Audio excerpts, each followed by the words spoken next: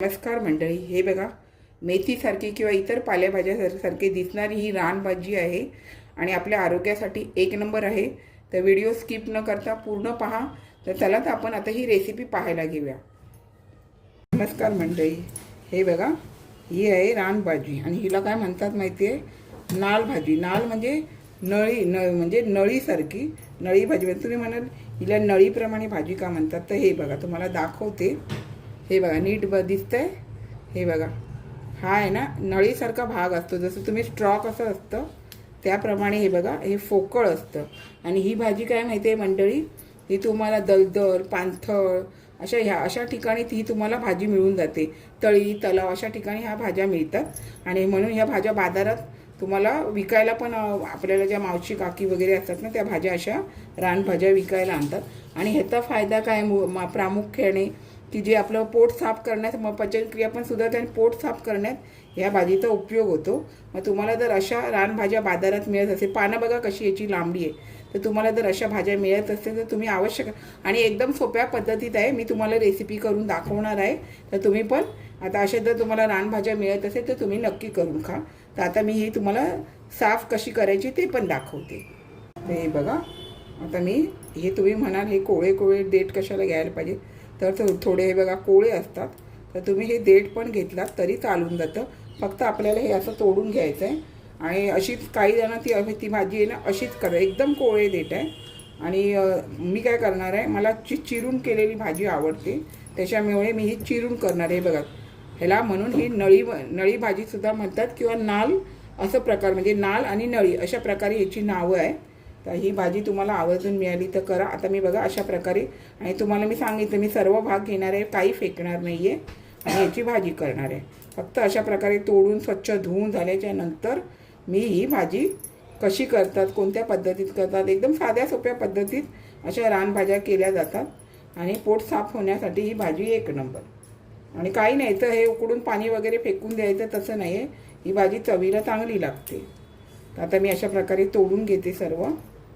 हे बघा आता मंडळी ही मी भाजी स्वच्छ धुवून घेतली आणि पुन्हा तुम्हाला सांगते, हे बघा अशी लांबडी पानं असतात ह्याची आणि हे तुम्हाला कोळे घ्यायचे आहेत. आणि हे बघा अगदी नळीसारखं असतात म्हणून त्याला नळ भाजी किंवा नाल भाजीसुद्धा म्हणतात. तर आता हे स्वच्छ पाणी निथळून झाल्याच्या नंतर मी बारीक करून घेते, मग आपण भाजी करायला घेऊया. हे बघा मंडळी छान अशी भाजी आपली निथळली गेल्यानंतर मी अशी बारीक कट करून घेतली. तुम्हाला वाटतं तर तुम्ही नुसतं पानं वगैरे ठेवून केलात तरी चालून जाते, पण बारीक केली तर जरा खायला बरी पडते चपाती किंवा भाकरी बरोबर. आणि कांदा लसूण वगैरे याची फोडणी देऊन मी भाजी करणार आहे. तर पूर्ण व्हिडिओ स्किप न करता पहा. आता आपण ही रेसिपी करायला घेणार आहे आणि काय काय त्यामध्ये अजून घालणार आहे ते पण पहा. अर्धा चमचा आपण आता एक पळी तेल घालून घेतो, म्हणजे तो तेल जरा थोडंसं कमीच वापरायचं. तेल घालून घेतलं आणि जरा अर्धा चमचा जिरं घालून घेतलं. जिरं कसं छान तडतडलं तसं हे मी 5-6 लसणीच्या पाकळ्या घेतल्या ते घालून घेतले आणि छान असं आपल्याला व्यवस्थित भाजू द्यायचं. आता हे बघा आपला लसूण असा थोडा छान भाजत आलेला आहे. तर आपल्याला त्यामध्ये हिरवी मिरची 5 ते 6 मिरच्या घालून घ्यायच्या. म्हणजे ज्यांना हार्टचा त्रास असेल किंवा कोलेस्ट्रॉलचा त्रास असेल त्यांनी एखाद दुसरी मिरची घातली तरी चालेल.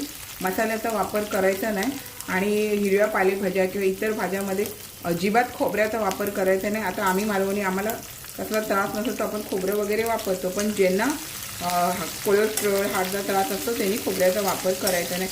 एकाच दुसरी मिरची घातली तरी चालेल, मसाल्याचा वापर करायचा नाही. पण आता ही मी तुम्हाला मसाला वगैरे मिरची वगैरे करून दाखवते, पण आवर्जून तुम्हाला मी कायम सांगते ज्यांना त्रास असतो त्यांनी खोबरं मसालेदार पदार्थ अजिबात खाऊ नये. आता हे मी व्यवस्थित असं भाजू देते थोडं. आता हे बघा मिरची पण आपली छान अशी होत आली आहे. तर आपल्याला ह्यामध्ये काय करायचं आहे, कांदा घालून घ्यायचा आहे. हे बघा तर हा 2 कांदे मोठे घेतलेले आहे, कारण पालेभाज्या आहेत ना त्या कोणत्याही पालेभाज्या मंडळी एकदम नरम होऊन जातात, आवळल्या जातात, त्याच्यामुळे थोडासा कांद्याचा वापर तुम्ही केलात तरी चालेल. आता ह्यामध्ये कोणती डाळी वगैरे वापरल्या नाही तरी चालेल. अशा पद्धतीमध्ये तुम्ही भाजी केलात ना तर एक नंबर लागते. आता हे कांदा थोडासा मी तेलाचा पण वापर कमी केला आहे. ज्यांना कोलेस्ट्रॉलचा त्रास असतो त्यांनी तेलाचा वापर कमी करायचा किंवा हार्टचा वगैरे त्रास असतो त्यांनी. आणि कमी तेलामध्ये पण जेवण छान होतं. आणि ज्यांना हार्टचा कोलेस्ट्रॉलचा त्रास असेल त्यांनी ऑलिव्ह ऑइल किंवा शेंगदाणा तेल थोडं वापरायचं, पण कमी प्रमाणात वापरायचं असतं. तर आता मी हे थोडा कांदा छान असा नरम होऊ देते, पण आता मीठ घालून घेते जेणेकरून लवकर नरम होईल. हे बघा, आता आपण पाल्याच्या भाज्या त्या आवळतात, नरम होतात, त्याच्यामुळे कमी प्रमाणातच मीठ घालून घ्यायचं. तुम्हाला वाटलं तर तुम्ही घालू शकता, पण माझ्या मते तुम्ही जेवणामध्ये कमी प्रमाणातच मिठाचा वापर करा आणि कमी प्रमाणातच मीठ खावा. आजकाल बघा तब्येती बिघडत राहतात, भेसळयुक्त सगळे पदार्थ मिळतात, त्याच्यामुळे काही जेवणामध्ये मिठाचा, साखरेचा वापर आपण कमी प्रमाणातच करायचा. गूळ जरी वापरला तरी आपल्याला वाटतं गुळाने काही होणार नाही, पण गुळाचा वापर पण तितकाच घातकच असतो. त्याच्यामुळे कमी प्रमाणात तुम्ही केलात तरी चालून जातं. आता हे मी कांदा थोडा छान असा नरम होऊ देते. आपण कमी तेल वापरलं तरी कसं काय, मीठ घातल्यामुळे काय होतं, कांद्याला छान पाणी सुटतं आणि तुमच्या कोणत्याही पालेभाज्या वगैरे छान होतात. जास्त तेलाचा वापर करू नका जेवणामध्ये. आणि आता आपल्याला काय करायचं, ह्यामध्ये असं पाऊण चमचा असा हळद घालून घ्यायची. मी जास्त हळद नाही घालत आहे. आता ही थोडीशी हळद घालून छान असं थोडंसं परतवून घेऊया.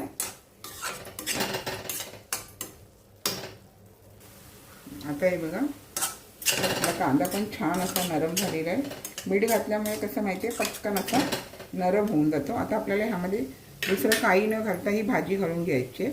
तर हे बघा, हे नळीसारखी, पुन्हा सांगते, नळीसारखी असते म्हणून ह्याला नाल भाजी म्हणतात किंवा नळी भाजी म्हणतात. आणि तुमच्या पोटाच्या विकारासाठी चांगली असते, पचनक्रिया पण चांगली सुधारली जाते. त्याच्यामुळे आवर्जून तुम्हाला ही बाजारात जर भाज्या मिळाल्या, आणि आता आवर्जून ह्या रानभाज्या तुम्हाला बाजारात मिळतात, तर तुम्ही घ्या आणि करा. आणि आता याच्यावर मी झाकण न घालता थोडंसं, आता ही फास्ट गॅस आहे, नंतर मंद आचेवरती चांगले शिजू देणार, जेणेकरून कलर पण चांगला टिकून राहतो. आता ही मी चांगली अशा प्रकारे परतवून घेते व्यवस्थित. आळून जरी कमी झाली ना तरी थोडी जरी खाल्ली ना तरी तुमच्या पोटासाठी ती फायदेशीर असते. आणि आपण बघा इतर भाज्या खातो, तर पावसाळ्यात मिळणाऱ्या रानभाज्या का खाऊ नये.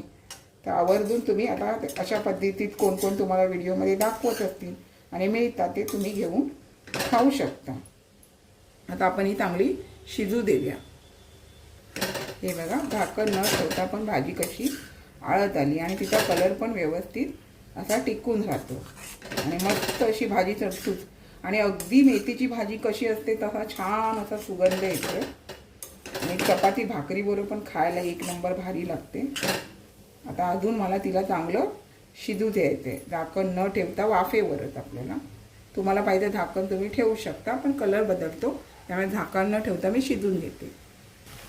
हे बघा, आता आपली मस्त अशी बघा भाजीतलं पाणी बिणी व्यवस्थित सुकलं गेलेलं आहे, छान भाजी झाली.